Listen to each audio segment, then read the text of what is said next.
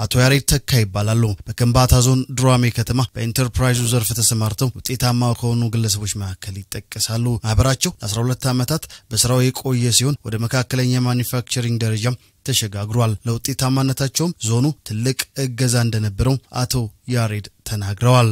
ባሉን በቸገሩን ነገሮች ሁሉ በፓወር ሊሆን ይችላል፣ በመስሪያ ማምረቻ ቦታ ሼድ ሊሆን ይችላል፣ ብድር ማንኛውም እንደዚህ ገበያ በእንትን በማድረግ እስካሁን ድረስ ከጎናችን ሆነው ከኛ ተለይተው አያውቁም።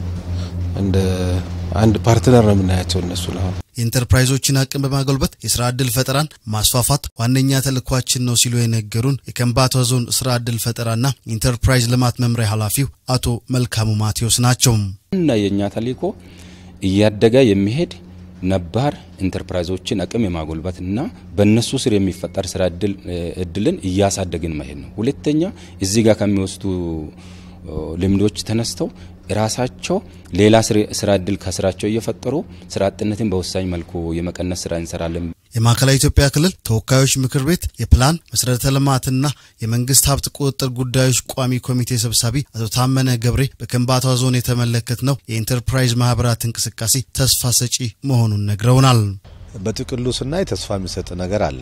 ወደ ስራ የተሰማሩ ኢንተርፕራይዞች አንደኛ ደስተኞች ናቸው። ሁለተኛ ከስራቸው ለሌሎች ተቀጥረው ስራ ዕድል የሚያገኙበትን ዕድል ፈጥረዋል።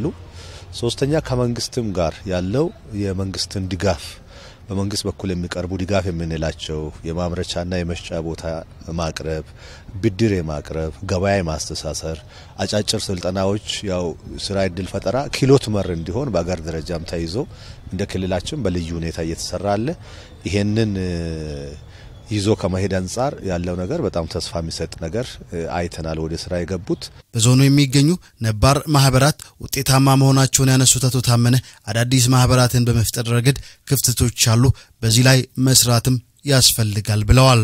በእኛ ደረጃ ደግሞ የተቀመጡ አቅጣጫዎችን ተከትሎ ኢኒሼቲቮችን ወደ መሬት ማውረዱ ላይ አሁንም በደንብ መስራት የሚጠይቅ ብዙ ስራ ዕድል የሚፈልጉ ዜጎች ያለበት እንደሆነ አይተናልና እነዚህ ነገሮች ተይዞ መስራት ከተቻለ ወደ ስራ የገቡ ሰዎች ውጤታማ መሆን ደግሞ ሌሎቹን የመሳብ ዕድል አለውና ይሄንን በጥቅሉ ለማየት ሞክረናል ማለት ነው።